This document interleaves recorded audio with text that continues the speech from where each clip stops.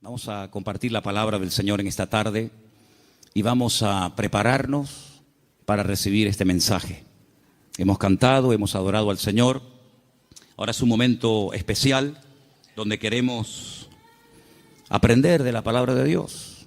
Así que cierra tus ojos y pídele al Señor que hable a tu corazón y que podamos disfrutar de este tiempo. Aleluya. Señor, te damos muchísimas gracias en esta tarde por esta oportunidad y este privilegio que nos das de estar aquí reunidos. Gracias, Señor, porque hemos sentido tu presencia desde que esta tarde hemos entrado por esas puertas. Sabemos que tú estás en medio de nosotros. Quiero pedirte que tú bendigas esta palabra y que sea de bendición para todos y cada uno de nosotros, que podamos interiorizar estas verdades y que podamos, Señor, oír tu voz y aprender de ti. Te lo pedimos en esta tarde con todo el corazón, en el nombre de Jesús. Amén y amén. Quiero llevarles a Juan, capítulo 8. Después iremos un poquito más adelante. Concretamente quiero leerles el versículo 32. Los niños sí pueden pasar a sus clases, por favor, a las clases de la escuela dominical. Muy bien. Las maestras de escuela dominical me pidieron que ya comencemos a preparar más salones para los niños, porque gracias al Señor tenemos un problema para meter a más niños. Así que después vamos a tener una reunión a ver dónde metemos a tantos chicos. Juan capítulo 8, verso 32 es un versículo que todos ustedes, si se han fijado, lo tienen ya que saber de memoria, porque justamente lo tenemos aquí arriba. Conoceréis la verdad y la verdad os hará libres. ¿Lo decimos juntos? Conoceréis la verdad y la verdad os hará libres. Nos vamos a San Juan, capítulo 18, del versículo 36 en adelante. Juan 18, 36. Respondió Jesús: mi reino no es de este mundo. Si mi reino fuera de este mundo, mis servidores pelearían para que yo no fuera entregado a los judíos. Pero mi reino no es de este mundo. Le dijo entonces Pilato: ¿luego tú eres rey? Respondió Jesús: tú dices que yo soy rey. Yo para esto he nacido y para esto he venido al mundo, para dar testimonio a la verdad. Todo aquel que es de la verdad, oye mi voz. Escuchen la pregunta de Pilato ahora. Le dice Pilato: ¿qué es la verdad? Y cuando hubo dicho esto, salió otra vez a los judíos y les dijo: yo no hallo en él ningún delito. Qué pregunta tan interesante. ¿Qué es la verdad? ¿Dónde puedo encontrarla? Una autoridad romana haciéndole semejante pregunta al Señor Jesucristo. Desde el principio de los tiempos, si ustedes comienzan a leer la Biblia con detenimiento, se van a dar cuenta de que Dios siempre ha querido compartir verdades con el hombre. Dios siempre ha querido bendecir a la humanidad, siempre. Y todo lo que Dios ha ido enseñando y compartiendo y transmitiendo a lo largo de los tiempos es para que el hombre conozca las verdades, los principios de Dios, los principios del reino de Dios, a través de los cuales Dios se da a conocer y Dios se manifiesta y Dios opera en la vida de los seres humanos. Pero toda la verdad de Dios no fue revelada de golpe, sino que podemos decir en cierto sentido que la verdad de Dios, las verdades de Dios, fueron reveladas progresivamente. Adán no tenía todas las verdades, Abraham tampoco las tenía, ni David, sino que fue algo que Dios fue manifestando con el paso del tiempo. Ahora, hay un momento puntual en la historia en el cual Dios, a través de un hombre llamado Moisés, decide dar, permítame la palabra, un gran paquete de verdades para que él a su vez se las transmita al pueblo de Israel. Y ese paquete de verdades, ese montón de grandes enseñanzas e instrucciones verídicas de parte de Dios, la conocemos con el nombre de la Torá, o la ley de Moisés, el Humash, el Pentateuco, los primeros 5 libros de la Biblia. donde ustedes pueden encontrar instrucciones y verdades que se pueden aplicar a la familia, a la economía, a la agricultura, al comercio exterior, a las relaciones entre seres humanos, etcétera, etcétera. Total, 613 mandamientos, 613 verdades que Dios transmite al pueblo de Israel, y a su vez el pueblo tenía la obligación de transmitirlas al mundo, porque Israel tenía que ser en aquel tiempo la luz en medio de la oscuridad donde estaban las naciones que le rodeaban. Pero sin embargo, cuando vamos al Nuevo Testamento, al Nuevo Pacto, encontramos que la verdad en sí misma, ese concepto que decimos, bueno, la verdad, ¿dónde está? ¿Se puede medir? ¿Se puede pesar? ¿Se puede enseñar? Ese concepto de la verdad se encarna, se humaniza en la persona de Jesús. Él llega a decir un día en una conversación muy interesante que mantiene con sus discípulos, si la quieren conocer, está en Juan capítulo 14, donde él observa a sus discípulos después de haberles anunciado que se va a marchar, que tiene que volver a la presencia del Padre. Pues él dice que los nota tristes y les dice, miren, no se turben, no se preocupen, no se turbe vuestro corazón. Si creen en Dios, crean también en mí. En la casa de mi Padre muchas moradas hay. Si así no fuera, yo os lo hubiera dicho. Yo simplemente lo que voy a hacer es, voy a ir a preparar un lugar para que donde yo estoy, vosotros también estéis conmigo. Y ustedes saben a dónde voy, sabéis el camino. Y en ese momento le interrumpe un discípulo, Tomás, y le dice, Señor, no sabemos a dónde te vas. No tenemos ni idea de lo que nos estás diciendo. ¿Que te vas a dónde? Si no sabemos a dónde vas, ¿cómo vamos a saber el camino? Y es entonces cuando el Señor le responde ese versículo que todo creyente prácticamente sabe de memoria, aunque lleve 3 días leyendo la Biblia, Juan 14:6, que dice, yo soy el camino, yo soy la verdad y yo soy la vida. ¿Cuántos dicen amén? Un versículo realmente extraordinario. Ahora, hay 300, lo tengo aquí apuntado, 317 versículos en toda la Biblia donde aparece la palabra verdad. La palabra verdad aparece en el Antiguo Testamento, aparece en el Nuevo Testamento. Es el deseo de Dios que el hombre conozca la verdad. Y la palabra verdad en hebreo se pronuncia emet.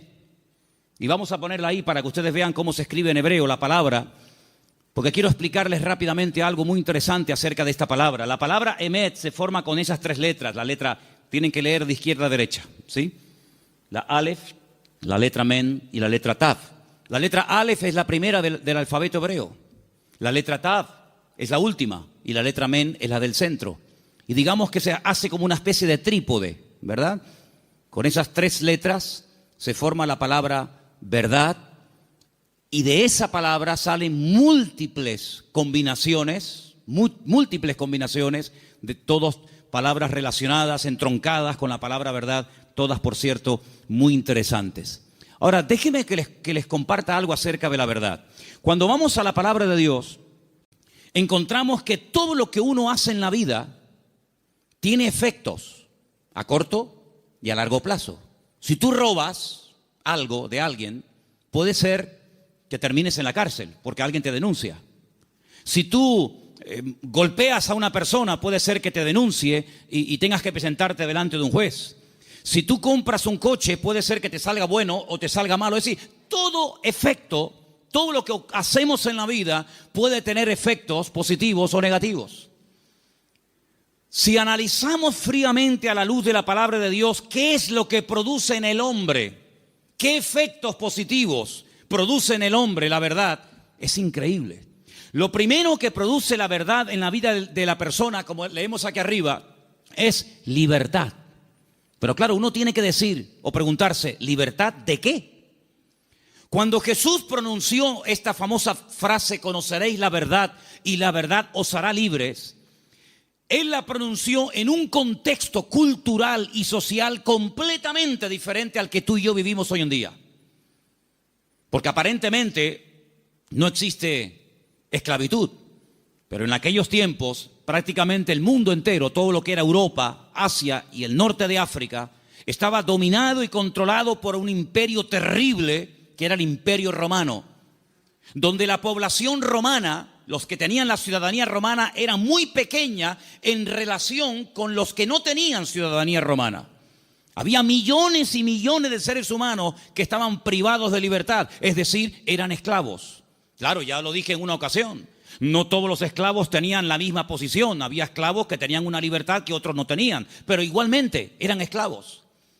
No tenían derecho a paro, ni jubilación, ni vacaciones, ni descanso, nada que ver. Y cuando el Señor, en ese contexto de opresión, en ese contexto de abuso, en ese contexto donde no hay derechos, donde no hay beneficios de ningún tipo, pronuncia la palabra libertad, tuvo que causar un impacto tremendo, porque era el sueño de todo esclavo, poder algún día llegar a ser libre. La libertad que el Señor ofrece en su palabra no está basada en una libertad temporal, no está basada en una libertad que yo he podido comprar con dinero. ¿Se acuerdan ustedes cuando un día fueron a azotar a Pablo? Él dijo: yo soy ciudadano romano.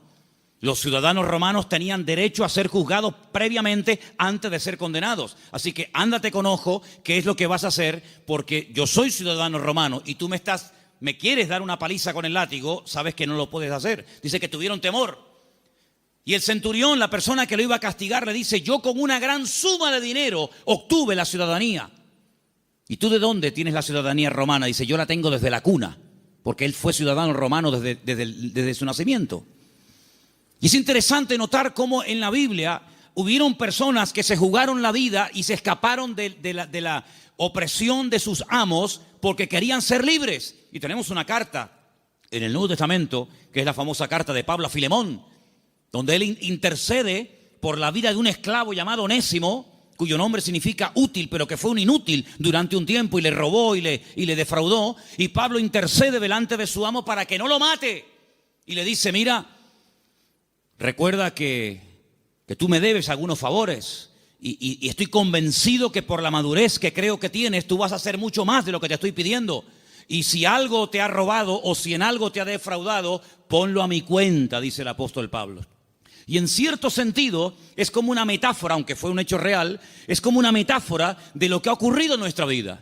Porque la Biblia dice que espiritualmente hablando, todos nosotros durante años de nuestra vida fuimos esclavos de nuestras pasiones y deseos, esclavos de complejos, esclavos de ataduras, esclavos en definitiva del pecado. Creíamos que éramos, y en el fondo éramos unos auténticos esclavos, o vivíamos para una sustancia que nos tenía atrapados y anulada completamente nuestra libertad y nuestro libre albedrío. Hasta que dice la Biblia que a través de la sangre de Jesucristo, que venció al diablo y rompió todas las ataduras en la cruz del Calvario, dice que Él compró nuestra libertad a precio de sangre. Y por eso Pablo, cuando le escribe, por ejemplo, a una iglesia en Galacia, le dice: hermanos, ahora que sois libres, sed maduros y no utilicéis la libertad como ocasión para la carne. Es decir, no paséis de la libertad al libertinaje, sino que la libertad que Dios os ha dado es para poder escoger y para poder discernir y para poder saber lo que os conviene y lo que no os conviene. La libertad viene a raíz de conocer la verdad. No hay libertad si uno no conoce la verdad. No hay peor tragedia en la vida que creer en una mentira creyendo que es una verdad. ¿Cuántas personas se inmolan cada día en el mundo y son capaces de explotarse y morir matando a otros seres humanos porque creen en la gran mentira de que si hacen eso inmediatamente llegarán al paraíso donde lo están esperando no sé cuántas mujeres vírgenes? Son personas sinceramente equivocadas, no son falsos, no son hipócritas, son personas que son capaces de dar la vida, pero por una gran mentira, creyendo que es la gran verdad de todos los tiempos. ¿Cuántas personas se han equivocado de camino, espiritualmente hablando? Como dice el proverbio, hay caminos que al hombre le parecen derechos, pero son caminos de muerte. En otras palabras, no hay libertad hasta que verdaderamente tú conozcas la verdad. Y cuando conoces la verdad, tienes paz, tienes seguridad, no tienes temor de nada ni de nadie, porque la verdad te hace libre, la verdad te hace dormir tranquilo, la verdad te quita todo temor al hombre, todo temor al día de mañana, todo temor a lo que te hagan o te digan, porque la libertad gloriosa de los hijos de Dios está basada, está fundamentada en un hecho, y es en la verdad de la palabra de Dios. ¿Cuántos dicen amén? Vamos a leer un salmo. Salmo 86, versículo 11. Escuchémoslo.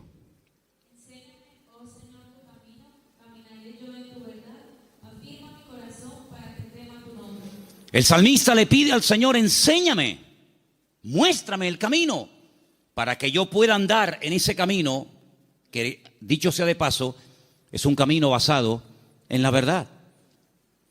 Hermanos, hay creyentes que han sido víctimas de falsas doctrinas. Hay creyentes que han estado tal vez en otras partes, en otras congregaciones, donde no han conocido totalmente la verdad y los efectos de la verdad en su vida. Una vez visitando un grupo de iglesias en la península, cuando terminé de predicar, el pastor que me había invitado me pidió si por favor podía decirle a los hermanos de la iglesia, los que quisieran, que pasaran adelante para que orara por ellos.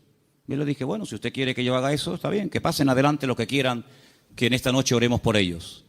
Cuando me acercaba a la gente que había pasado al frente, yo les preguntaba en baja voz al oído: ¿hay algún motivo, hay alguna cosa por la cual quiere que yo ore por usted? Y me decía, por ejemplo, la primera persona: sí, hermano, quiero que ore por mí porque estoy bajo maldición. Bueno, cuando iba al segundo, me decía más o menos lo mismo. Cuando llegué al tercero y me dijo más o menos lo mismo, digo: un momento. Me volví a subir al púlpito y volví a predicar otra vez. Digo: ustedes son víctimas, ustedes han sido víctimas de una mala enseñanza. Ustedes no están viviendo como creyentes.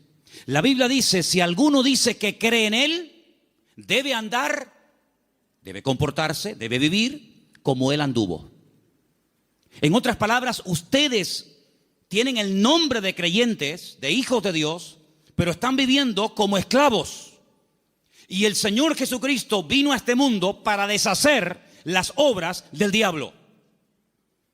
Y ustedes no entienden que el Señor Jesucristo, cuando fue clavado en la cruz, cargó, según dice la palabra de Dios, todas y cada una de las posibles maldiciones, y Él se hizo maldición para que nosotros heredásemos bendición. Por lo tanto, ustedes están agarrándose a conceptos distorsionados y equivocados, y esa ignorancia es la que está haciendo que ustedes no vivan bien, no coman bien y no disfruten de la vida gloriosa de un hijo de Dios. Y cuando ellos recibieron esta enseñanza en esa noche y en otros días, ellos comenzaron a darse cuenta de que habían estado atrapados y habían estado esclavizados de mentiras que no sé quién se las enseñó, pero que ellos la abrazaron y la creyeron, interiorizaron esas mentiras, y si la verdad nos hace libre, la mentira nos hace esclavos. Por eso es muy importante, como decía el salmista: Señor, enséñame tu camino, enséñame las verdades de tu palabra para que yo pueda caminar por ellas. Leía en el día de hoy un libro que a mí sinceramente me apasiona, es uno de mis libros favoritos de lo que llamamos el Antiguo Testamento, el libro de Daniel. Hay un momento en el que Daniel ora al Señor pidiendo perdón por los pecados de la nación, sabiendo que el tiempo de la liberación del cautiverio en Babilonia se ha cumplido. Y hay un momento en el que él ora y dice las siguientes palabras. Escúchenlas por favor del libro de Daniel, después les digo dónde estamos leyendo.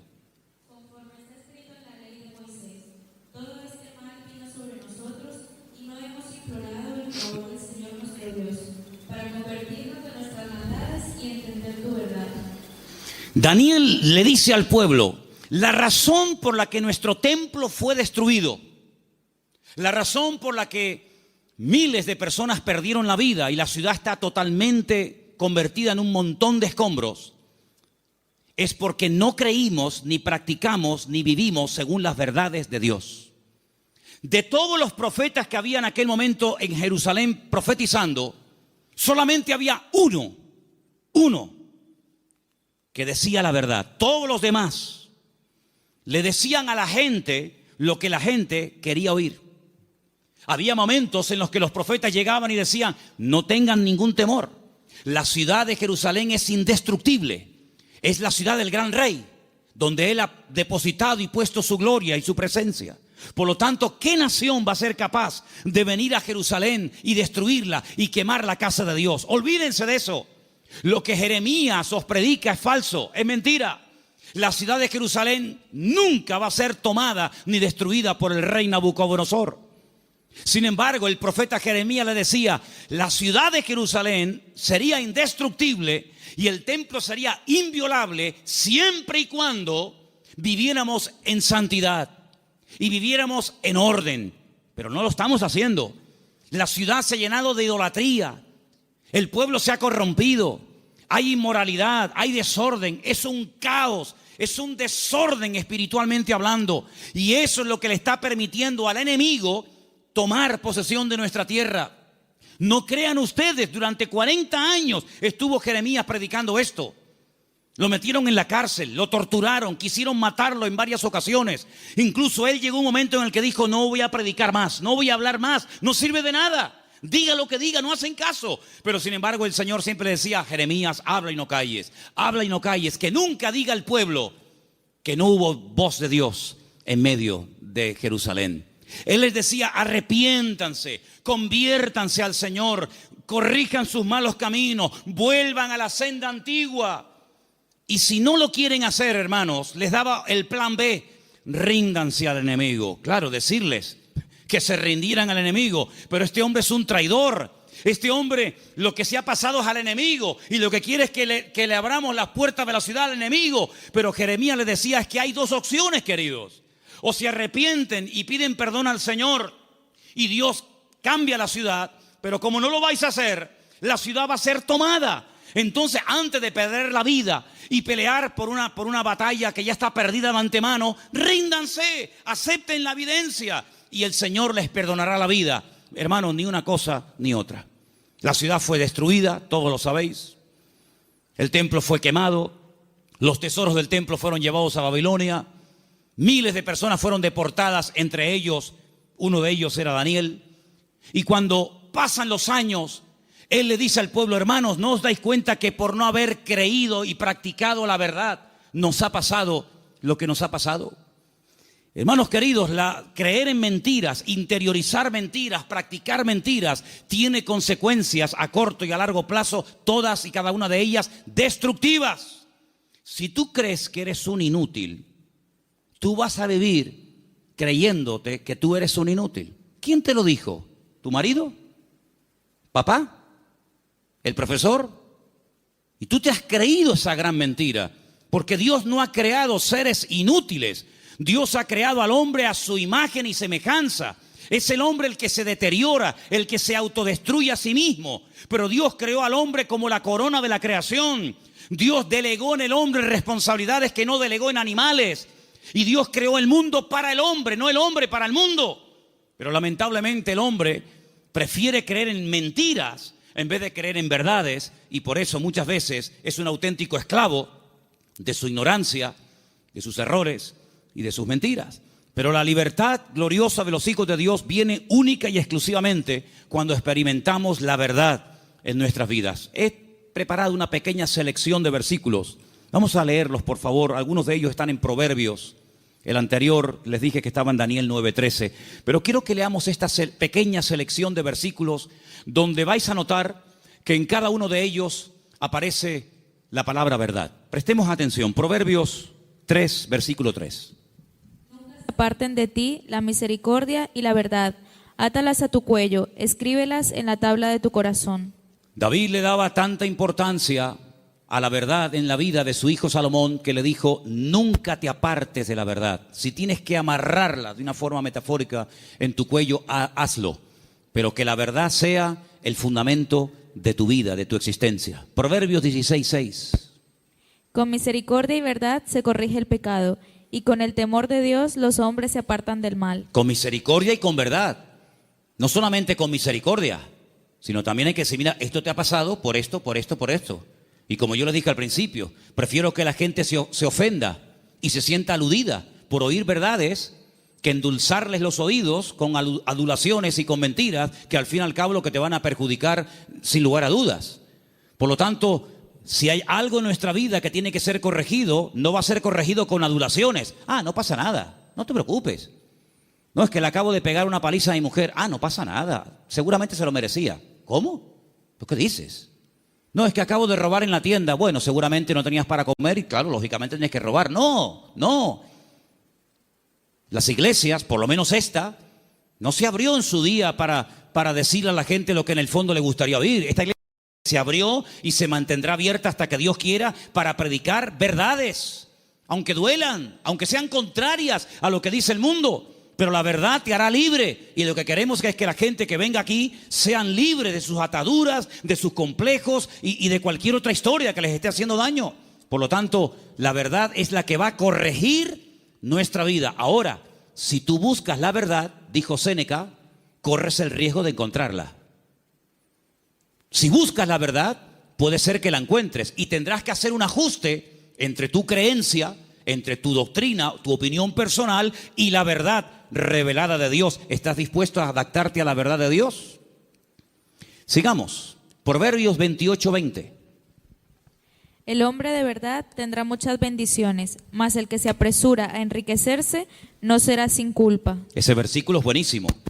¿Lo oíste? El hombre de verdad tendrá muchas, ¿qué? Bendiciones. ¿Quieres ser un hombre bendecido? ¿Cuántos quieren ser un hombre bendecido? Pues tienes que creer, interiorizar y practicar muchas verdades. Y cada una de ellas traerá una bendición para tu vida, sin lugar a dudas. Nos vamos a la carta de Pablo a los Gálatas, capítulo 2, verso 14. Y dice así. Pero cuando vi que no andaban rectamente conforme a la verdad del Evangelio, dije a Pedro, delante de todos, si tú, siendo judío, vives como los gentiles y no como judío, ¿por qué obligas a los gentiles a judaizar? Pedro pasó un tiempo con el apóstol Pablo y se comportaba de una forma, y cuando vinieron judíos desde Jerusalén, se comportaba de otra. Y Pablo observó que delante de unas personas se comportaba de una manera, y cuando esas personas no estaban, se comportaba de otra. Y Pablo dijo, no estás actuando conforme a la verdad. El creyente es igual dentro de la iglesia que fuera. Es igual en lo privado que en lo público. Por la mañana o por la noche, da igual. No es que es un disfraz que me pongo para venir aquí y pongo cara de santurrón y de bueno y luego en la calle soy un demonio o en mi casa. No.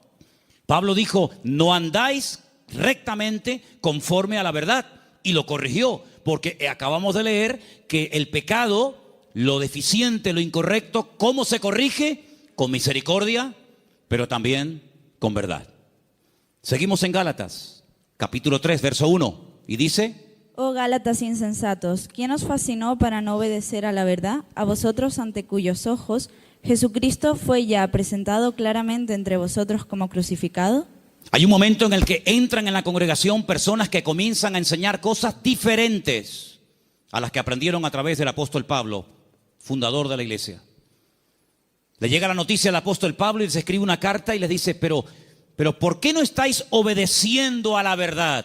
Luego, la verdad no es simplemente para decir estoy de acuerdo con ella, sino es para obedecerla. Es decir, por eso dije antes, no me diga amén y después hace otra cosa. Porque el daño se lo va a hacer usted. A mí no me va a producir ningún daño el que usted diga a una cosa que yo predico amén y que luego no la practique. A mí no me va a perjudicar lo más mínimo. Pero cuando usted le manda al cerebro una orden, cuando el cerebro con su boca oye una cosa, usted con su boca dice una cosa, pero luego hace otra, está demostrado científicamente, créame esto, hermano. Cuando usted con sus palabras dice una cosa, pero hace otra, usted está enfermando su mente. ¿Qué le parece? Últimamente se han hecho experimentos en este sentido y se han preguntado muchos médicos y muchos doctores y muchos científicos, ¿cómo es posible que haya gente que aparentemente le tiene que ir bien en la vida, que tienen buenos trabajos, buenos coches, buena ropa, buena casa, etcétera, etcétera, y están como perturbados, están como hay un conflicto en su mente? Y llegaron a la conclusión de que cuando una persona con la boca dice una cosa, pero luego hace otra, está envenenando su cerebro. Así que mejor es estar con la boca cerrada que decir estoy de acuerdo, amén, voy a hacer esto, y luego estás haciendo todo lo contrario, te estás perjudicando. Así es que el apóstol Pablo dice, ¿por qué no estáis obedeciendo a la verdad? Porque la verdad no es para que digáis, ay, qué bonita. La verdad es para obedecerla. Y cuando se interioriza y se obedece a la verdad, automáticamente trae el fruto de paz, de seguridad, de libertad, etcétera, etcétera. Vamos a 2 de Timoteo 2:15. Otro texto, por cierto, muy interesante, que dice así. Procura con diligencia presentarte a Dios aprobado, como obrero que no tiene de qué avergonzarse, que usa bien la palabra de verdad. Que usa bien. Hay gente que conoce la palabra, pero la tergiversan, la manipulan, quitan parte del versículo o añaden cosas que no dice la Escritura. Y te dice, oye, ¿cómo saben esta gente la palabra? ¿Cómo la conocen? No, la manipulan. Y uno de los peores pecados que podemos hacer es amañar, manipular la Escritura para enseñar medias verdades. Yo dije en una ocasión, y lo vuelvo a repetir hoy, que cuando en la vida de un creyente viene una enseñanza, un mensaje que está basado en mentiras, automáticamente la persona, por la experiencia, por el discernimiento espiritual o por el conocimiento, aunque sea mínimo, de la Escritura, automáticamente lo descarta, porque dice, eso no es verdad, eso es mentira. Si una persona viene y te da un mensaje basado puramente en la verdad, todo es verdad desde el principio hasta el final, no hay ningún problema, no hay que cuestionar nada porque reconoces que es la verdad. El problema está cuando se mezclan verdades con mentiras. Y hay que tener mucho discernimiento espiritual, mucha experiencia y mucho conocimiento de la palabra para saber dónde cortar, dónde separar la verdad de la mentira. Hermanos, el Señor Jesucristo dijo una vez a los discípulos y por lo tanto a todos y a cada uno de nosotros en el día de hoy: os conviene que yo me vaya, porque si yo no me fuese, el Consolador no vendría.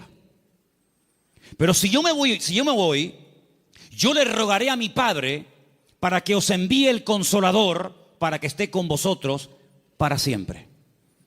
Es decir, que lo que ustedes pueden entender que es una desgracia y una tragedia, va a ser un beneficio para vosotros. Porque si yo no me voy, ninguno de vosotros podría tener el espíritu que yo he tenido durante estos años de mi vida. Pero yo lo enviaré, yo le rogaré al Padre para que os envíe al Consolador y esté con vosotros para siempre. Y dice, Él tomará de lo mío y Él os lo hará saber. Número 2, Él os recordará todas las cosas que yo os he enseñado. Número 3, Él convencerá al mundo de pecado, de justicia y de juicio. Y dice algo muy interesante y lo he dejado para el final. Y Él os guiará a toda la verdad. ¿Cuántos dicen amén? La verdad no es una lotería que unos la descubrieron y otros tantos nunca supieron cuál era. La verdad tiene nombre y se humanó y se encarnó en la figura de nuestro Señor Jesucristo. Por eso Él declaró categóricamente: yo soy el camino, la verdad y la vida. Pero el versículo no termina ahí. El versículo añade la siguiente frase: y nadie va a ir al Padre sino solamente a través de mí. ¿Cuántos dicen amén? Jesús no es una verdad. Bueno, hubieron muchas verdades y Jesús vino a enseñar otra gran verdad. No, Jesús es la verdad, con mayúscula y subrayado. No hay 1000 verdades y cada uno escoge la suya. No, Señor. Hay una verdad revelada en la palabra, manifestada en la persona de Jesucristo.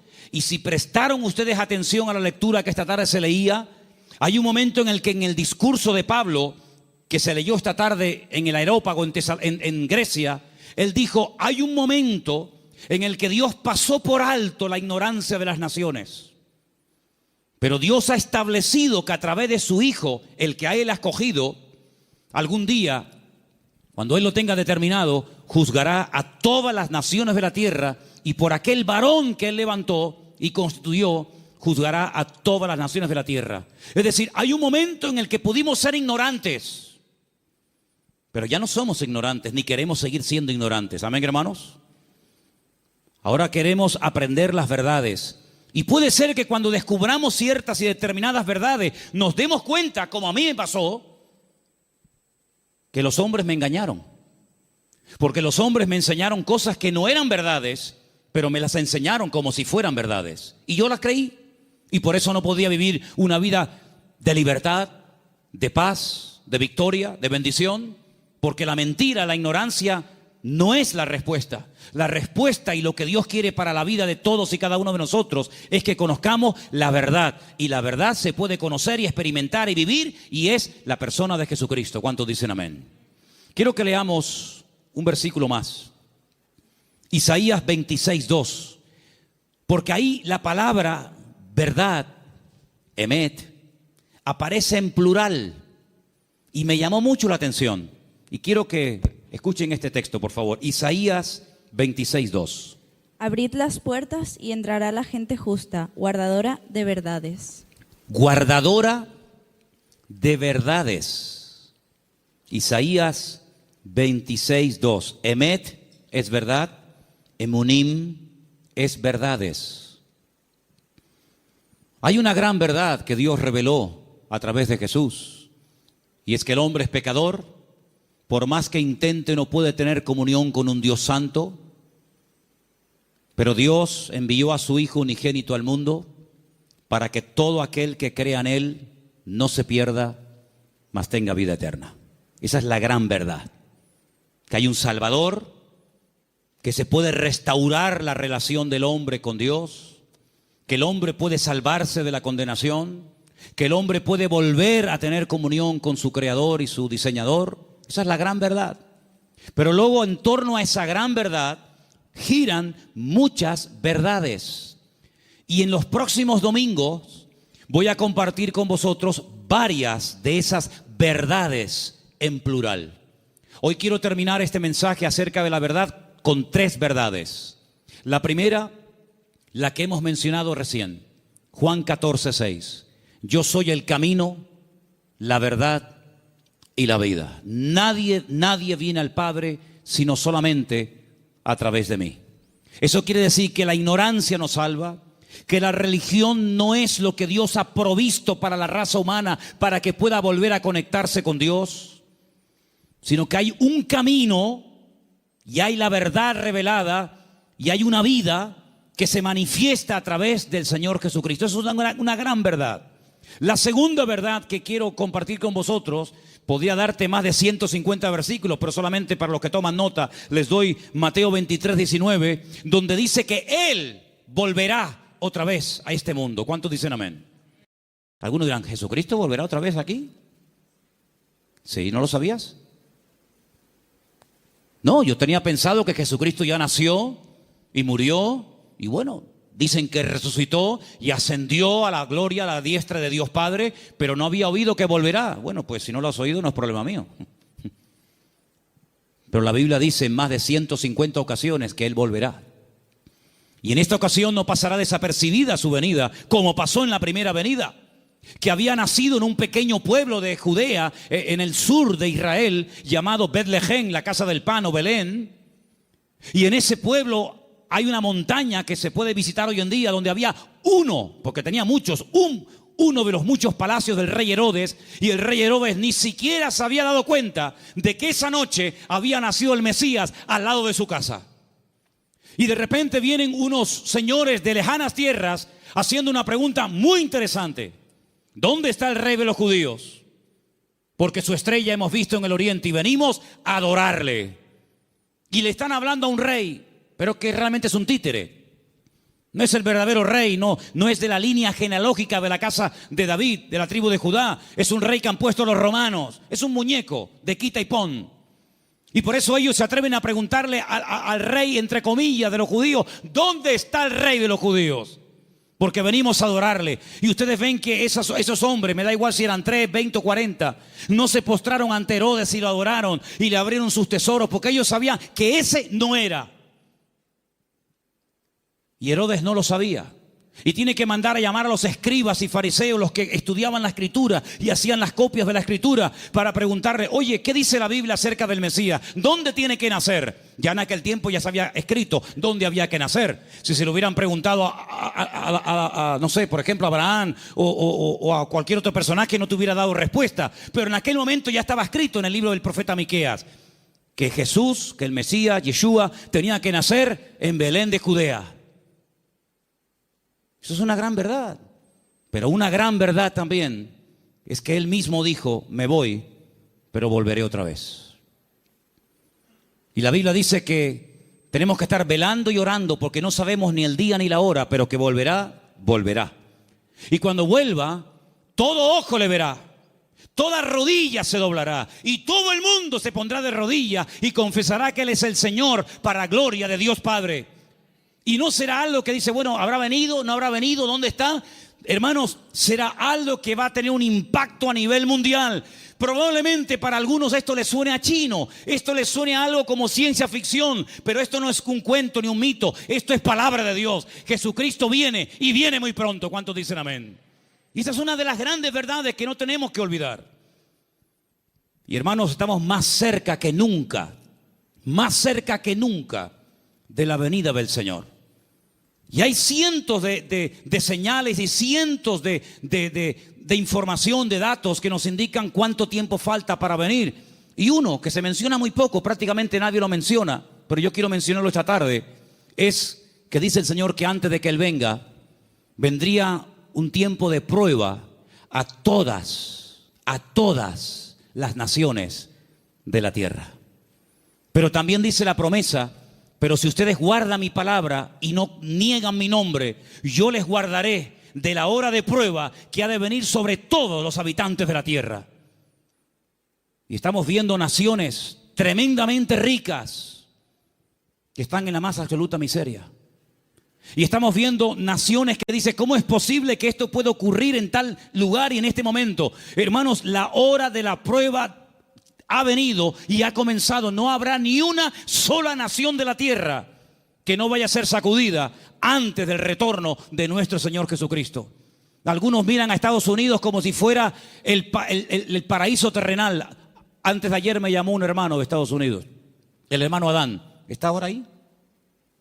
¿Nos está viendo Adán? Ahora no. El hermano Adán es un hermano del Salvador que vive en California.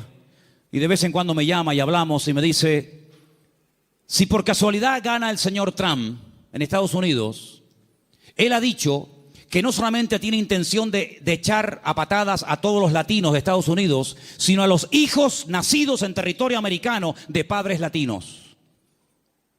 Ahora resulta que se jugaron la vida muchos hermanos y personas veían a Estados Unidos como decir, no, vámonos para allá y mira tú por dónde, que a lo mejor, no lo sé, dentro de un año, a todos los latinos los meten en un barco y los echan cada uno a su tierra. Y entonces yo le diré a más de uno, te lo dije, la salvación no se llama USA, la salvación se llama Jesucristo. Me escriben todos los días de Venezuela, todos los días me mandan correos, pidiéndome ayuda, pidiéndome auxilio, que quieren salir por la frontera de Colombia, que quieren salir por no sé qué sitio. Y yo a todos les digo lo mismo. Digo, hermanos, en Venezuela hay iglesias de miles y miles de miembros que no hay en España. En Venezuela hay millones de creyentes, cosa que en España no hay. Es mucho más fácil que un venezolano se convierta que un español en España se convierta. Ustedes han experimentado avivamientos tremendos. Mi padre fue torero y toreó en el Nuevo Circo de Caracas. Hoy en día la plaza del Nuevo Circo en Caracas es una iglesia evangélica. Aquí jamás hemos visto una plaza de toros llena de creyentes. Bueno, hace unos años hicimos unos cultos aquí en la plaza de toros, pero lógicamente no se llenó. Pero siempre le digo a todo el mundo, Dios, ¿dónde es más poderoso? ¿Dónde Dios tiene más poder? ¿Dónde Dios actúa más poderosamente? ¿Dónde es más grande? ¿En Corea? ¿Donde está la iglesia más grande del mundo? ¿Más de 1,5 millones de habitantes, de miembros? ¿En Estados Unidos? ¿En Europa? ¿En Brasil? ¿Dónde Dios es más grande? En todas partes, hermano. ¿Sí o no? En todas partes nuestro Dios es grande. La Biblia dice, entra en tu aposento y tu Padre que te ve en lo secreto te recompensará en público. Eso lo dice la Biblia. Y se lo dice al español, al latino, al americano, al japonés, al chino y a todo el mundo. No nos podemos mover de un lugar a otro a menos que Dios nos diga, muévase. Abraham se fue a Egipto cuando había crisis económica en Canaán. Y él se fue a Egipto a buscar trabajo, a buscar comida, comida para los animales y para su familia, a buscar agua para sus ovejas. Y cuando años más tarde su hijo Isaac lo quiere hacer, Dios lo para y le dice, no se mueva usted de aquí. Pero Señor, no hay agua para mis ovejas, se me van a morir todas. No hay comida, no hay nada. ¿Dónde vivía Isaac en aquel momento, hermanos? En Beer-sheba, en la ciudad del Negev, en el sur de Israel. Un calor terrible, arena y nada más que arena. En Egipto siempre había agua, siempre había posibilidades, siempre había comida, siempre había de todo. Y el Señor le dice a Isaac, este año tienes que sembrar tu semilla en medio del desierto. Yo no sé si hay aquí algún agricultor, alguien que entienda de campo, pero si usted siembra semillas en el desierto, me da la impresión de que no va a cosechar una buena cosecha. No sé, me da la impresión de que no. Pues dice la Biblia que al año siguiente, cuando llegó el tiempo de la cosecha, Isaac cosechó a 100 por 1. Es decir, siembro una semilla y recojo 100 por cada una que he sembrado. Una desproporción increíble. Los filisteos vinieron y le dijeron, queremos hacer un pacto contigo. Y le dice Isaac, ¿ahora quieren hacer un pacto conmigo? Primero me echan, me amargan la vida y ahora quieren hacer un pacto conmigo. Pero es que la bendición de Dios siempre despierta envidia. Y los filisteos se dieron cuenta de que los pozos que él había heredado de su padre, estos por un acto de maldad le tiraban tierra y piedras y lo querían taponar, pero sin embargo abrían otro lugar y descubría agua y en otro y en otro. Y era imposible frenar y era imposible impedir que la bendición de Dios estuviera con Isaac. Y por eso ellos tienen que reconocer que este hombre tiene que tener la bendición de Dios, porque no es normal, es antinatural que un hombre siembre semillas en el desierto y tenga más cosecha que nosotros que hemos sembrado en buena tierra. Esto no es normal, esto no tiene lógica ninguna. Es que las cosas de Dios muchas veces no tienen lógica, es cuestión de fe, porque andamos por fe y no por vista. ¿Cuántos dicen amén? Entonces, hermanos, la gran verdad de todo esto, ¿cuál es? Busquen a Dios. Busquen a Dios donde quiera que se encuentren. Me da igual si es en Egipto, me da igual si es en Venezuela, me da igual si es en África, me da igual. Nosotros hemos ido a África unas cuantas veces, Armando lo sabe, y Luis también, que vino conmigo. Y hemos visto hermanos en África que tal vez materialmente no tienen ni la 10ª parte de lo que tú y yo tenemos hoy por hoy. Pero la bendición que esa gente tiene en el Señor, jamás en mi vida la he visto en este país, a pesar de que somos del primer mundo. Porque muchas veces confundimos el tener con ser. Y parece que cuando uno tiene, pues estoy bendecido. Yo les prediqué hace poco acerca del Salmo 37 y les dije, hay 2 tipos de prosperidad en la Biblia. Una visible, que es la que nos llama la atención, y otra que no se ve, pero que muchas veces es la genuina. Una que consiste en tener y otra que consiste en ser. Y el Señor nos está enseñando en estos tiempos, a ti y a mí, a ver si nos damos cuenta de una vez, que lo que tenemos que buscar es a Dios, que no hay que buscar trabajo, que no hay que buscar prosperidad, lo que hay que buscar es al Señor, porque buscando al Señor todo lo demás viene por añadidura. Y llevo 35 años predicando esto, y algunos lo hacen y otros todavía lo cuestionan, pero yo te digo, la Biblia dice, buscad primeramente el reino de Dios y su justicia, y todo lo demás vendrá por añadidura. Y uno dice, bueno, y si yo quiero estudiar y saber qué es todo lo demás, el mismo pasaje te lo dice. Jesús se para con sus discípulos y dice, vamos a ver, la gente del mundo, ¿qué busca sinceramente? La gente que no se congrega, ¿qué es lo que buscan? Bueno, pues buscan un buen trabajo para tener una buena casa, un buen coche si puede ser, buena ropa, poder viajar y tener vacaciones, y si me puedo comprar el ordenador de último modelo me lo compro, y si puedo. Esa es la meta de la gente del mundo, tener cosas a través de su esfuerzo de trabajo. Muy bien. Dice, pero vosotros no podéis vivir así. Ustedes lo que tienen que hacer es no preocuparse por qué voy a comer mañana. No preocuparse por lo que me voy a poner mañana de ropa. Ese estilo de vida es el estilo de vida de los gentiles, de los que no me conocen a mí. ¿Es que acaso ustedes no se dan cuenta que los pájaros no siembran ni guardan en graneros? ¿Y vuestro Padre Celestial los alimenta?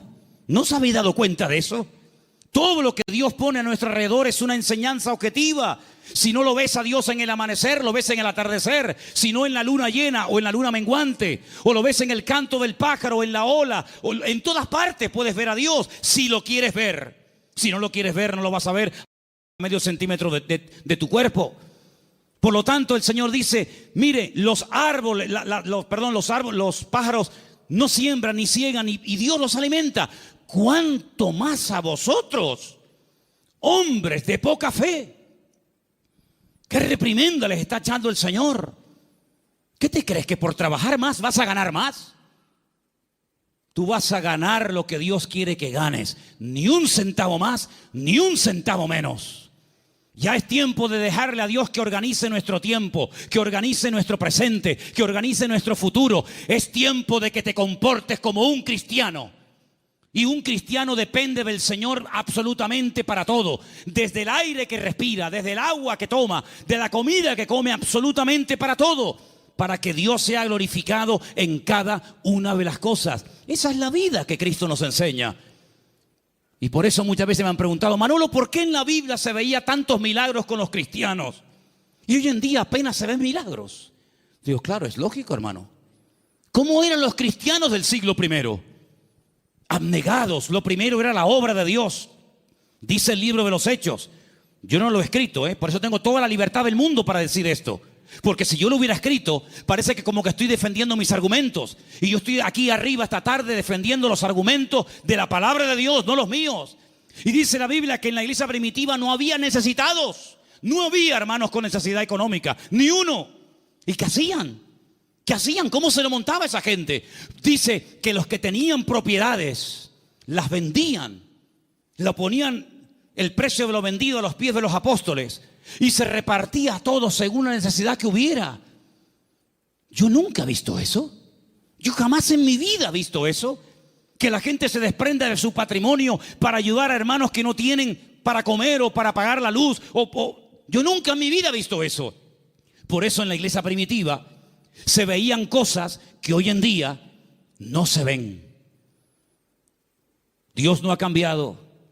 El Evangelio no ha cambiado, las verdades de Dios son inmutables, pero he guardado para el final un versículo que fue el versículo que yo utilicé el día 31 de mayo de 1981, cuando a las 6 de la tarde en la calle Galileo 40 en Las Palmas de Gran Canaria, yo me graduaba después de 3 años en el seminario.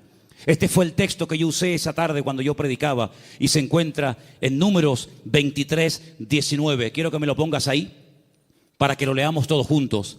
Ese fue el texto del primer mensaje que yo prediqué cuando me gradué de aquel seminario. Y al día siguiente, en junio, ya estaba aquí viviendo en Tenerife con 19 años de edad. Ya ha llovido algo. Dios no es hombre para que mienta, ni hijo de hombre para que se arrepienta. Él dijo y no hará, habló y no ejecutará. Quiero oírles, hermanos, léalo conmigo. Dios no es hombre para que mienta, ni hijo de hombre para que se arrepienta. Él dijo y no hará, habló y no ejecutará. Números 23, 19. Hay algo que Dios no puede hacer. ¿Saben lo que es? Mentir. Dios no puede mentir, porque Dios es veraz. No puede decir mentiras. ¿Tú dices mentiras? ¿Has dicho mentiras? Claro que sí, y yo también. Pero Dios no puede mentir. ¿Sabes la seguridad que nos da a nosotros hoy en el siglo XXI? Saber que el Dios que tenemos no miente. Es impresionante. Eso quiere decir que si Él dijo en su palabra que estará conmigo todos los días, estará conmigo todos los días. Eso quiere decir que nada me faltará si yo estoy en la mano del Señor y dependo totalmente del Señor. Eso quiere decir que cuando yo oro, Él me oye. Y si me oye, sabemos que tenemos las peticiones que le hayamos hecho. Eso quiere decir que cada noche cuando me voy a dormir a mi casa, el Señor manda ángeles para que protejan mis sueños y me protejan de todo peligro y de todo mal. Eso quiere decir que si yo me enfermo, Él me sanará, porque el Señor es mi sanador. En otras palabras, más de 8,000 y pico de promesas en la Biblia no son cuentos, no son engaños, no son caramelos que te lo ponen en la boca y cuando lo quieres probar te lo quitan. Eso quiere decir que el que busca halla. Es verdad eso, hermanos. El que llama se le abrirá y el que pide recibe. Eso quiere decir que puedes ser libre de la droga, del alcohol, del sexo, de la lujuria, de la pornografía, de los complejos, de las enfermedades mentales, psicológicas y de todo lo que te puedas imaginar. ¿Por qué? Porque el Señor dice, conoceréis la verdad y la verdad os hará libres. Si Dios no miente, eso quiere decir que esta noche Él está aquí entre nosotros. ¿Sí o no? Si Dios no miente, eso quiere decir que cuando a mí me meto a votar y el otro lo dice y el otro, ¿y para qué? Porque la gente sabe que se han acostumbrado a mentir. Y vivimos en un mundo rodeado de grandes mentiras. Pero sin embargo nosotros tenemos un privilegio y es que hemos conocido la verdad. Y por eso la verdad nos hace libres. ¿Cuántos dicen amén? Aproveche esa libertad. ¿Para qué? Para servir a Dios. Los años que te quedan de vida, el tiempo que te queda de vida, móntatelo de tal manera que te vas desprendiendo de muchas cosas y tener cada día más tiempo para descubrir las verdades que están reveladas en la palabra de Dios. Hoy hemos visto 3 verdades: que Él es el camino, la verdad y la vida, que Él volverá y que Dios no miente. El próximo domingo volveremos a ver más verdades de la palabra de Dios. Y cuanto más verdades vayan entrando en nuestra mente, cuanto más verdades vayamos asimilando en nuestra conducta, nuestro vocabulario, más mentiras van a ir saliendo y más libres y más prósperos y más bendecidos seremos. Porque quiero solamente recordarles el versículo que se leía esta tarde, que el hombre bendecido es el hombre que cree, obedece y vive en la verdad de Dios. ¿Cuántos dicen amén? Cierra tus ojos ahí donde estás. Pídele al Señor que te revele sus verdades. Pídele al Señor: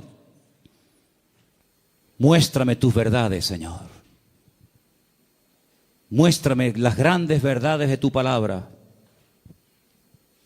para que yo pueda conocerlas y vivirlas en mi vida y pueda con tu ayuda y con tu bendición vivir una vida sobrenatural. Aleluya. Gracias, Padre. Gracias, Señor. Hay gente que se ha pegado toda la vida buscando experiencias. Han viajado, han leído libros.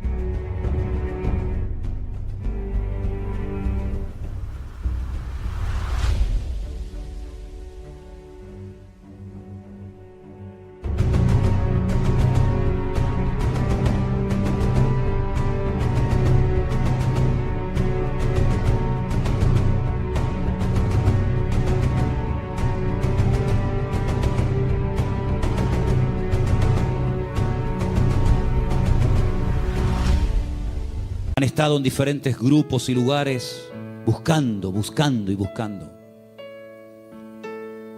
El Señor dice: venid a mí, los sedientos, y el que cree en mí correrán de su interior ríos de agua viva. Cristo es la verdad, la Biblia es la verdad, el Evangelio de Jesucristo es el Evangelio de la verdad. Así que si estás buscando la verdad, acepta, recibe a Cristo en tu corazón. Después congrégate donde quieras. Si te gusta aquí, amén. Si quieres ir más allá, donde tú quieras.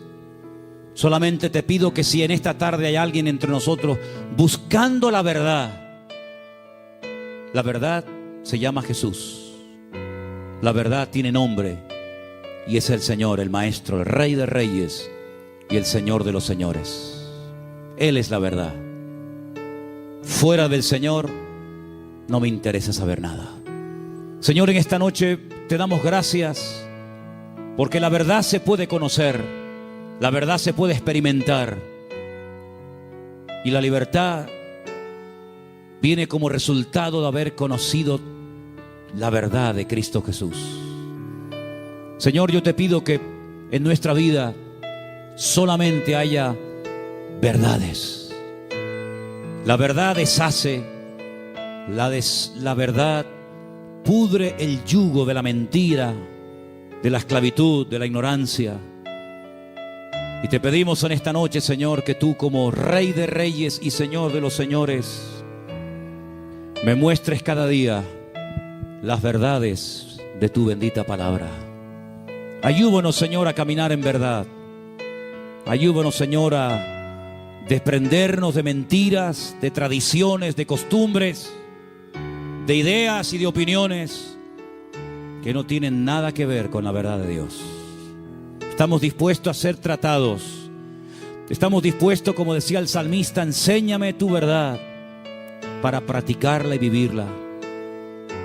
Señor, en el nombre de Jesús, aclara los pensamientos confusos, la mente perturbada. Saca a la luz tu palabra para que podamos verdaderamente caminar en la libertad gloriosa de los hijos de Dios. Aleluya. Bendito sea tu nombre, mi Dios. Ahí donde estás sentado, ora al Señor. Ora al Señor para que Él te muestre su verdad. Decía un hombre en una ocasión: cuando me muestran una verdad, yo me alegro, pero me alegro mucho más cuando yo descubro esa verdad. Y eso es lo que yo quiero que tú le pidas al Señor. Señor, estoy dispuesto a oír, a aprender y a recibir de otras personas, pero Señor, quiero yo mismo descubrir y experimentar las verdades. Ayúdanos, Señor. Te lo pedimos en esta noche con todo el corazón, verdaderamente, en el nombre de tu amado Hijo Jesús, mi Señor. Muéstranos la verdad cada día.